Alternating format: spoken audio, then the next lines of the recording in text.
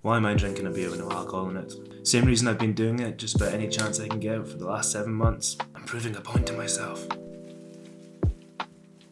A writer with a less touchy but no less impressive point to make is Fantasy Darling of 2022, Richard Swan. So, a review.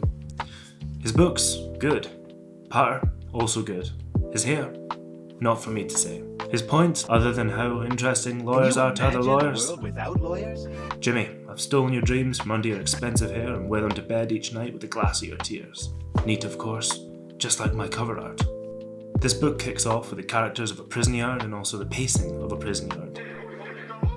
The retelling of an empire's fall begins ostensibly as a detective story, but instead of your classic buddy cop or more morose Seven-style duo, we have a posse of 3 lawmen. The posse's leader is Sir Conrad von Volt, a used-up man of law whose comfort zone appears to be discomfort. His second command is melancholic Shagger de Bond. Bond, you're disgusting. I am James Bond. I think was my favourite character. There was a funny scene with him and a snake that I really enjoyed and I won't spoil. Finally we have von Volt's protege with an edge, Helena. Helena is our narrator, giving us her account of how it all happened. Anyone who loves George R. R. Martin or wants to keep loving Rothfuss will probably ask, is she a reliable narrator? Why are you such a... The answer to that, of course, is who cares? I'm lapping up each and every morsel of this quite mental story. As you can probably tell, there isn't much of a structure to this review. I'm just going to mention what I like. Some of my favourite parts in this story were the gang having a slap-up meal and the taverns operating along the journey. The kind of pubs that nowadays might raffle meat. Nothing wrong with that.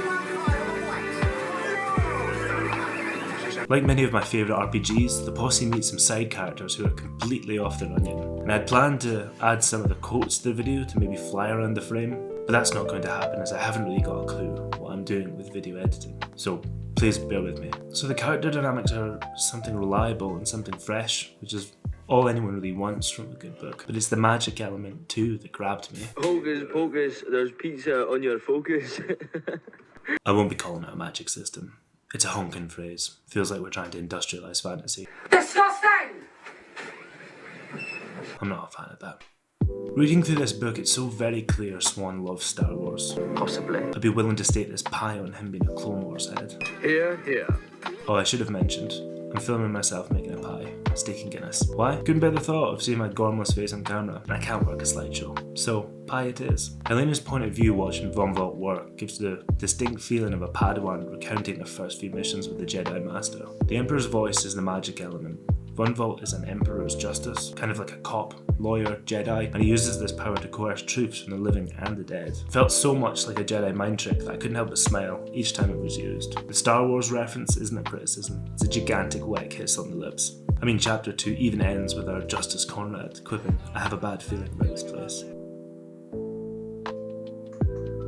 When I first heard about this book, I was told it was a fantasy resembling Shardlake, which I quite agree with. Though, if I was pointing historical fiction fans to a bookshelf comp, I'd gesture towards the Cicero trilogy by Harris. Talk about famous.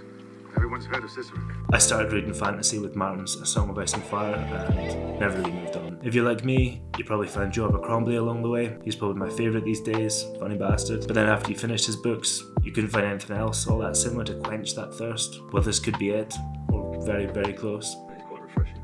If you're a fan of Wolf Hall, Sort of like Game of Thrones without the dragons or the gory bits or the nudity. I was a fan of Wolf Hall and still really am.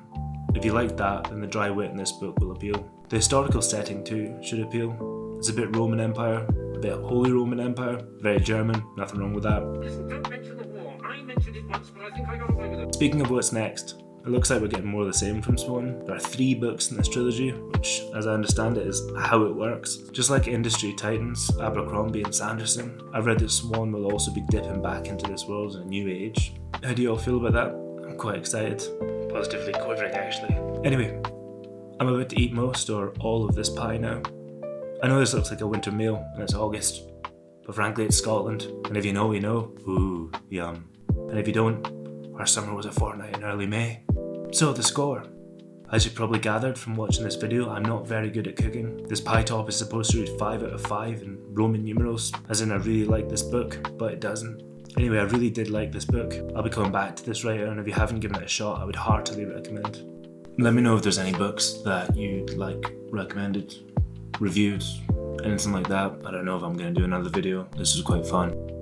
So anyway, cheers.